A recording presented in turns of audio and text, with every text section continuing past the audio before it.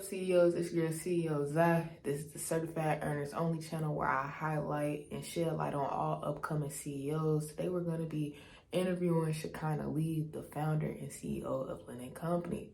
I'm going to let her tell y'all everything that she do. We just going to get straight into it. So who do I have the pleasure with interviewing today? Hey, I'm Shekinah Lee. I'm the founder and CEO of Lynn and Company. All right, so what do you do actually? So Lynn and Company is a mentoring and networking collective that is for Black women in Chicago, ages 11 to 21. As CEO, I oversee them. I oversee the summer internship program that we have every summer. This year was our first annual one, and we just worked on like self-development, professionalism, getting them business savvy. We talked about everything from self-care and self-esteem all the way to like how to negotiate your salary. So we talk about a whole bunch of stuff like that and just getting them ready, young Black women ready to go out into the career field and kill it. That's definitely dope. What would you say sparked your interest in starting your business? Yeah, Lynn and Company is actually founded in honor of my mom. My mom passed away in 2020, and when she was here, she always wanted to pour back into women and like pour into young women, and wanted to start something that would like really leave a mark on that age range.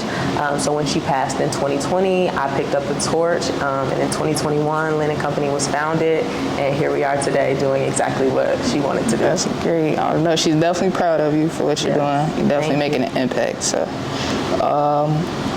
So through some research, I was lurking on your social media to prepare a little bit, but I saw that you hosted a summer internship program. So could you take us through what that was like to teach young women aspects of business, entrepreneurship, but things like self-esteem and things of that nature as well? Absolutely. I got this idea randomly when I was driving home from work one day, and I was like, I like the idea of being like in a conference room with a whole bunch of women, but I didn't always feel like they needed to be my age. I felt like I could make an impact by pouring back into people who were younger than me.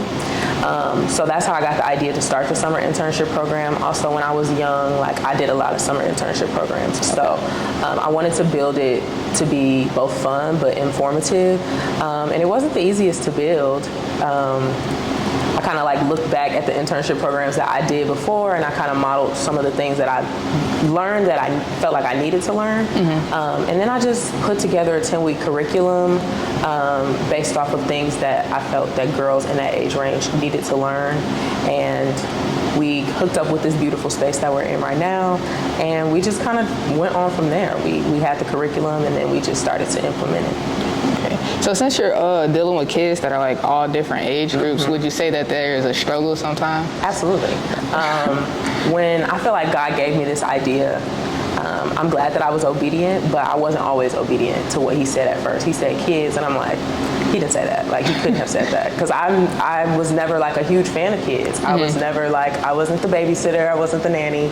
So like, when he said kids, I was like, are you sure that's the age group that you need me to serve right now? Right. And yes, it has been so hard, especially not having that background, but it's been fulfilling because I was obedient. He made it work for me. All right, so got another good question for you. Okay. All right, so I saw that you graduated from WMU with a degree in public relations. Yes. What would you say the importance of a college education is in starting a business, especially since we're in an era where a lot of people say it's not important? I think a college degree is great to have. I don't think it's necessary, especially like you said, like going into the age that we're in right now with social media, and you're able to pop off really easily. But I think that what really helped me from my college degree was the experience. Like you said, I studied PR, so that was all about marketing and advertising. And so then when I stepped out to do my own brand, I already had all of that like knowledge in my head. And whether I was going to a PR firm to work for them or starting my own business, like I had that textbook knowledge. I wouldn't say it's necessary nowadays, and I might get some pushback for that, but I mean, you can make it work. If you stay dedicated to it and you're obedient to what you're supposed to be doing, then I guess you don't need it. Yeah, I definitely have to ask you that one because that's like a big debate almost. Like people say you need it, like and the other people are like, you don't really need it. So hearing someone that actually went through it to say it's not necessarily necessary. Yeah, I think I made a lot of good connections in college, and a lot of the people that I pulled on to help me with my program I met in college. But I would still say that this could be an idea that I could have came up with and just like fleshed out if I was dedicated to it. What would you say has been the key to your success so far? The key to my success so far. Number one, putting God first. That's for sure. Like, I keep saying obedience, but this was not like an idea that I always wanted to do. So when God said this is what he wanted me to do, like, I went for it and I was obedient and I was also consistent. That's another thing. Like, once I had the idea, I didn't just let it be an idea. I fleshed it out and like kept doing what I needed to do to make it be something special. And then also professionalism. I think people don't talk about that enough. Yeah. Like, you can have a business and you can have great ideas and you can have all the determination, all the passion, but like if you're not professional, then people are not going to receive you well. And like this space that we're in right now, we inhabit this space for free because of how I approached their team and like how I show my value with my company. And they saw the professionalism, they saw that we can handle business, and they let us in.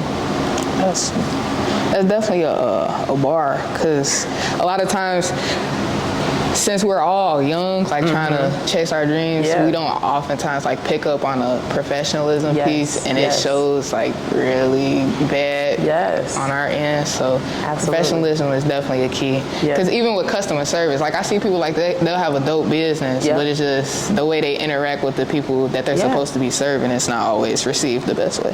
Yes, so I like word that you travels. said that. Like, word definitely travels. If my friend had a bad experience with your company, I'm not gonna engage with your company because I already know how you could come. That might not even be what you were gonna, how you were gonna approach me, but. And then too, I feel like we have to try really hard to make sure we don't leave a bad taste in people's mouths. Because you can have 100 good reviews, but it could be the that one bad review that it just like tarnish your name forever. So, what advice would you give to someone that would like to be in your position?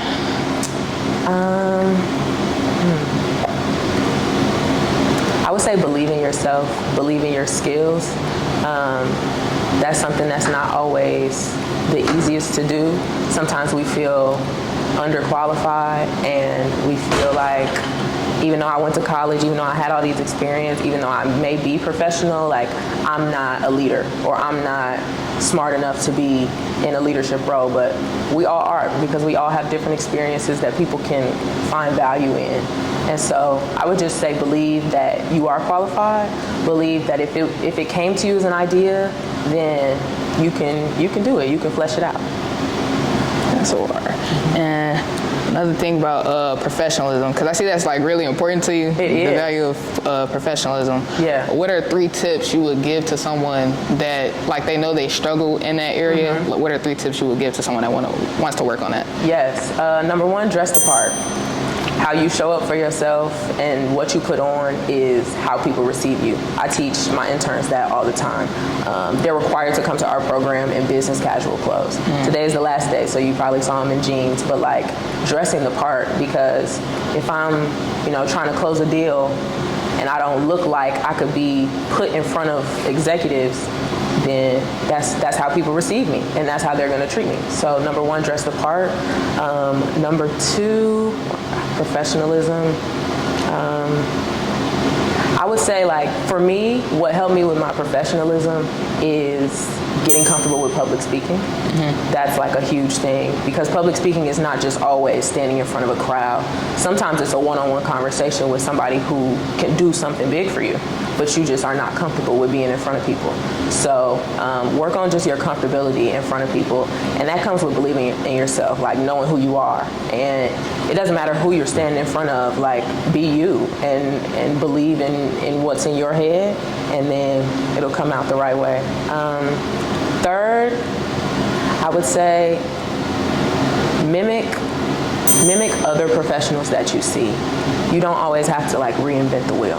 Like for me, Olivia Pope off Scandal, that's my girl. Like that's somebody who, and she's a fictional character, but it's like the way she walks, the way she talks, the way she dresses, the way she handles her situations. Like that's the type of woman that I would like to mimic. And so find people that you're like, I would really like to look like that, or I would really like to have that confidence, and just see if you can get a conversation with them. Have a conversation with them, but like just mimic what they do, mimic how they handle situations, and then it'll become natural for you. You'll figure out how to make it your own, and then go from there. I'm really glad that, like, I've never heard that third piece before, like finding someone, you know, you look up to and try and mimic that. Because a lot of times, like, we may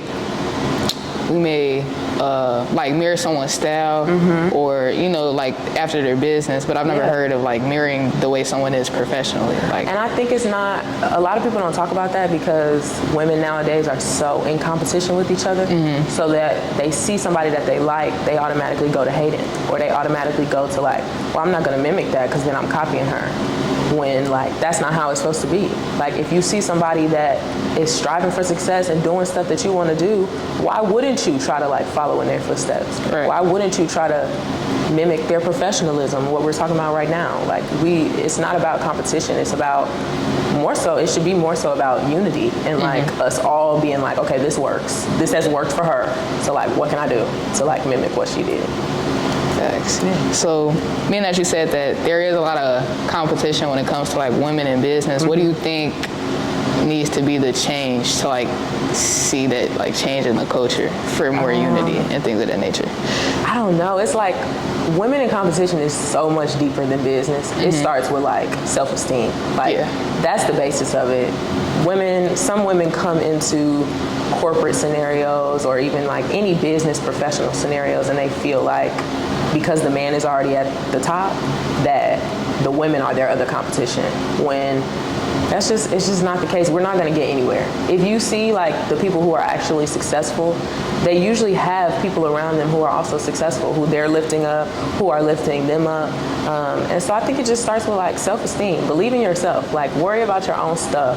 And so when you worry about your own stuff and you're in your own groove, you get in your own zone, can't nobody even touch you because you already in your own zone. You in your own lane, there's no traffic. So it's just like stay in your own lane, worry about that, worry about your self-esteem, worry about your confidence. And so then when you go around other people, you like, what do you have to offer? Right. You're not worried about what are you lacking. I like that. That was a bar. That was a bar. All right. So where do you see yourself and your business within the next 5 years? Definitely growing and scaling. I want to touch as many young women as I can. And I see Lynn and Company not only being in Chicago, but being in multiple cities, because there's young black women everywhere who are struggling.